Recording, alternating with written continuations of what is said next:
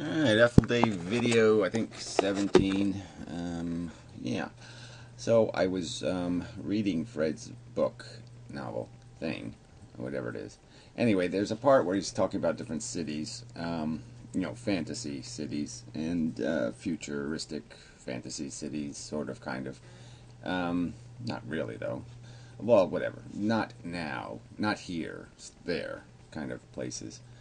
Just the whole imagination of what kind of scenario you can create for which human beings could exist in, sort of centered around the idea that life is, unresolvable in a lot of respects, but some of it is more practical, more suitable to what a regular person might fantasize about, a world where everything's done for them, or a world where life is easy, uncomplicated.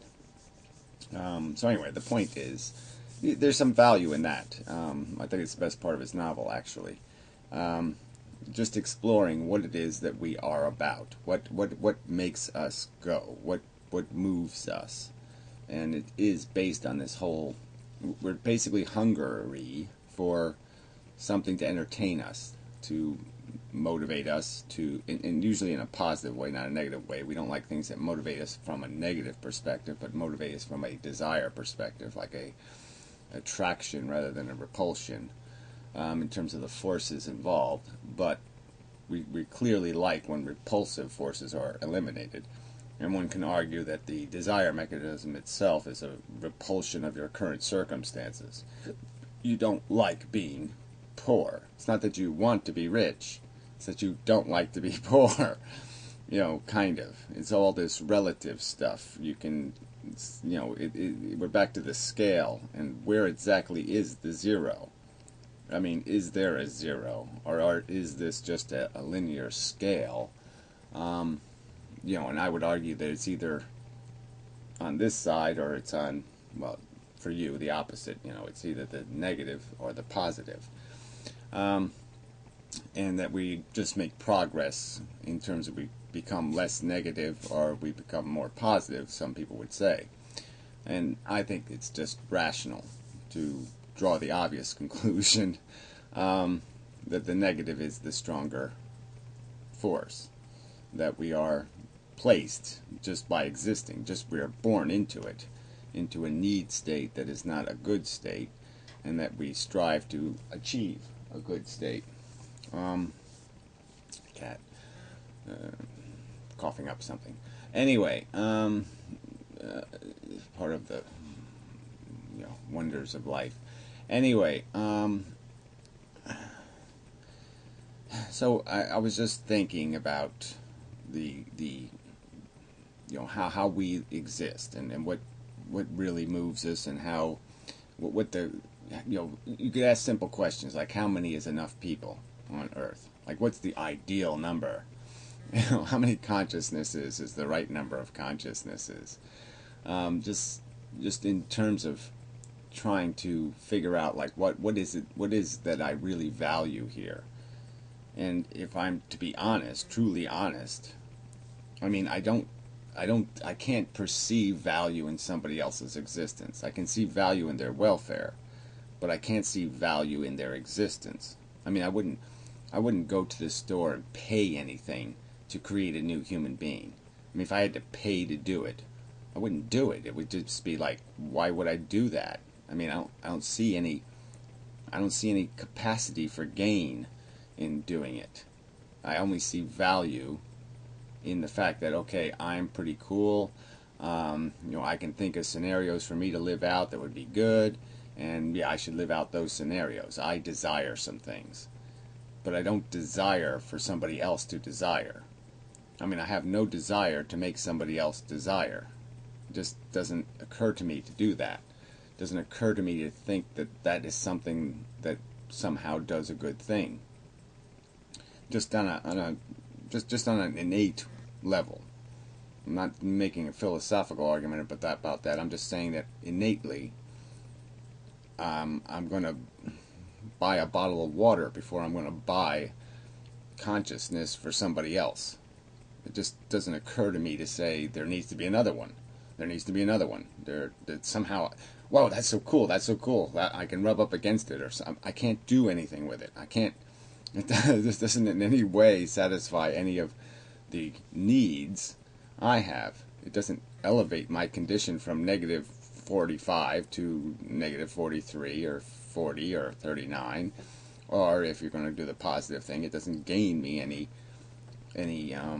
doesn't increment me on the scale anywhere in terms of my state of being. And that, is reason for pause right there. You just say, well, what is that about? Why is the idea of this being alive thing, why does it only make sense when it's inside of you? When it's my consciousness, it sort of makes some kind of sense, but it doesn't make any sense at all in somebody else's consciousness. It's like, you contemplate history, and you contemplate it in this vague way with these incidences that happened where, okay, people were living this way because they invented this, and, plagues, and, people lived like, the poor people lived down here, and the rich people lived up there, and, you can think of the different scenarios that people lived in, but I don't see any value in their existence. I don't think about how splendid it was that humans were running about like little ants, living out, dirty, smelly, crappy lives. It depresses me when I think about the pain and the suffering they endured, but somehow it doesn't impress me that they had little moments of glory, or satisfaction. That they might have had moments of tenderness or something. I mean, I can contemplate it, but I just don't see any really rich value in it. Like, oh, yeah, it was really great that happened. All right, where am I getting to here? So again, I've always talked about, in economic terms, like you try to reduce the distance between production and consumption, and you try to get the consumers as close as possible to the producers. Get rid of all the middlemen, get rid of all the lies, get rid of all the small print, make it really easy for the wanter to get or the needer to get what they need or want. And they make it clear and straight and, no catches, no bullshit. And in terms of our psychology, what's the parallel for this reducing of the noise space, the bullshit, the nonsense? And I sort of argued that if you had a virtual reality, you would just start pulling weeds. And if you think about it, you'd start. So much of what we exist in is weeds, is unnecessary worry and concerns and rubbish and nonsense, and that what we want is can be percolated down to pretty simple fairy tale-esque notions. That's what fairy tales are, in a sense, I suppose, is just expressions of that simplicity. You just want the vacation kind of life, the simple, I'm not going to say, obviously gluttony came to mind, but that's the wrong word, because it's not about having much, it's just having little need and having it easily gratified, and or having it, having a capacity to maintain it in some sense. So to always have nice weather and have enough of a game to keep you interested. But that again, we're back to this game metaphor. That we're playing a big game in terms of our interaction with each other, and there's a game inside of us. That hunger for the entertainment kind of thing. That we're hungry for the competition. We're hungry for the interaction. And so let's say when I was playing video games, it was a kind of, I was a kind of human. I was a kind of human that's playing a video game. And my consciousness was oriented towards this mechanism that was throwing things at me, and I'm throwing my thing. But, I'm interacting with this completely through this little funnel of technology. And life is reduced to just this little visual thing, back and forth interaction, and it was a pretty full life in a sense. It was complete enough. I mean, I'm engaged, my brain is occupied, it's comfortable, it's engaged, it's fully participating as a living thing. It's fantasizing. It's doing lots of things. It's in the game, and in a sense, I've cut that off because I didn't see productivity in it. I just saw the consumption of my lifespan in that entertainment. It had real value as entertainment, but it wasn't enough substance to justify my engagement in it. And so in a sense, I've blown up a universe. I've blown up a world of human consciousness involved in the game. I mean, in a sense, I'm saying that is unnecessary. That is trivial. It's valueless. Even though it was engaging and it satisfied the human, it's like a world of some alien civilization that would be doing that, and I would say, well, that's just totally useless.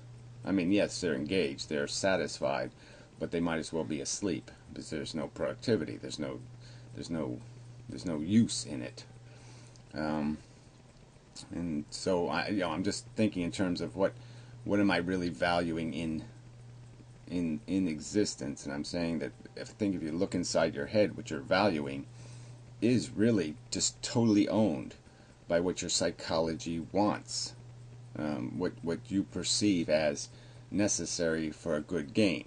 If you perceive that you're losing the game, then you perceive to need a better advantage. You need more bullets, you need more guns, you need more stuff so you can win the game, so you can engage better in the game, so you can play the game more comfortably. We're just trying to get out of, like say the video game had mud in it, and if you did a certain thing right, you got rid of the mud, and now you could walk, and now you could shoot better, and you do all this. So your first objective would be to get rid of the mud, and that's kind of just what we're caught up in. We're not caught up in the philosophical game. We're caught up in this little psychological game, and when we try to mix the two, I think that's where the problem comes in. Is people are talking about their unresolved need, and they're not talking about whether the need means anything, or whether the game means anything, whether it is just some state of being that you could eliminate from existence and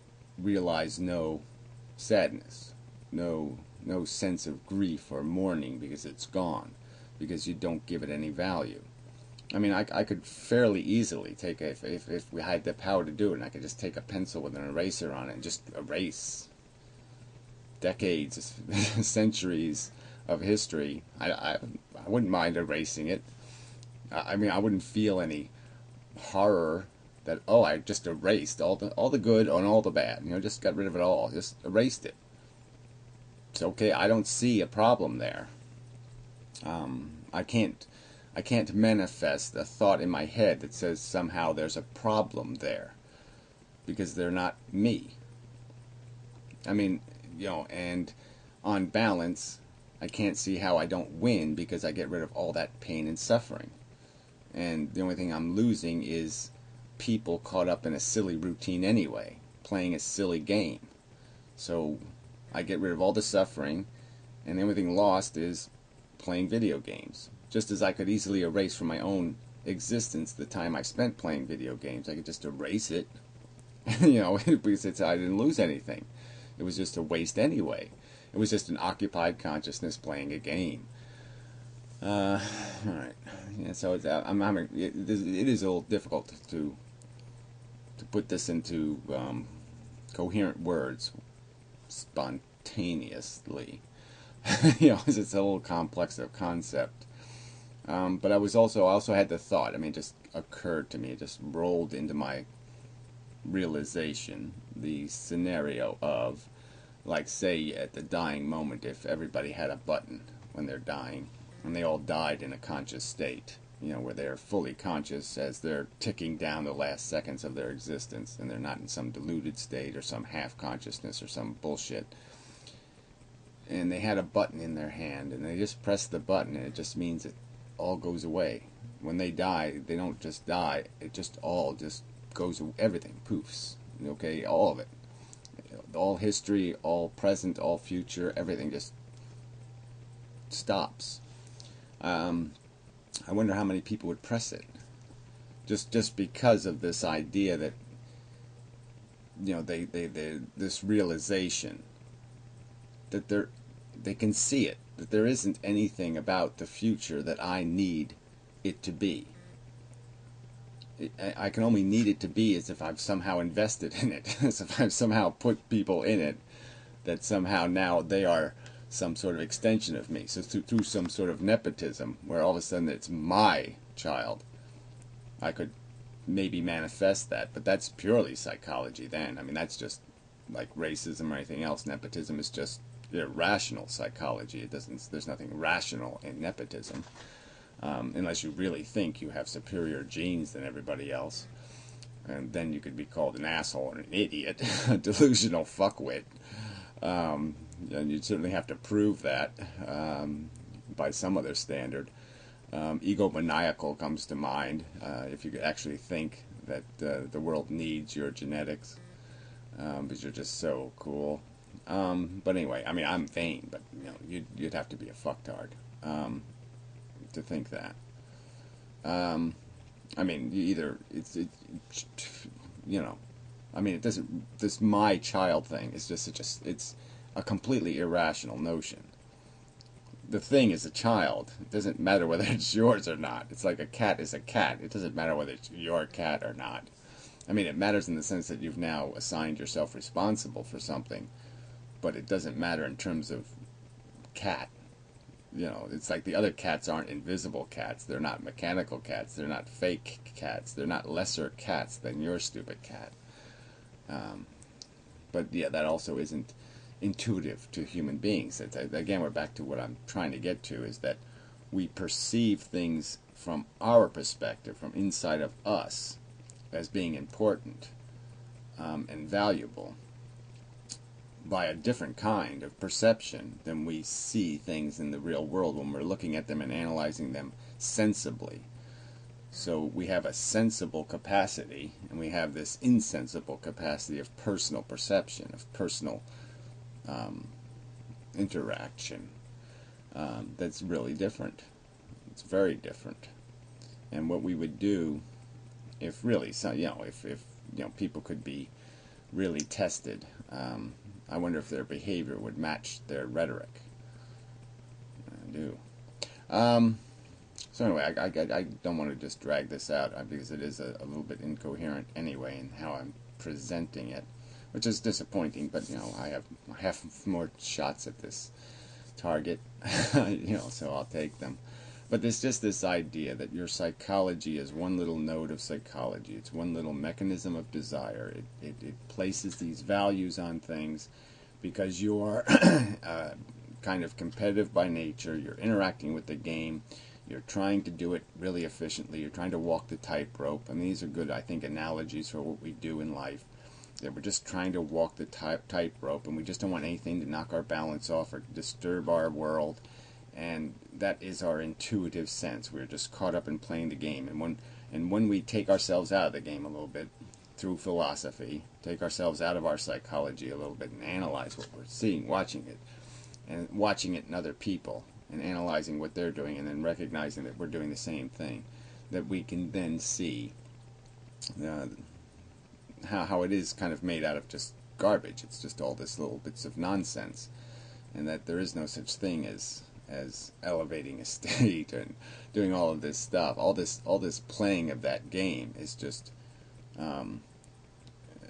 futile.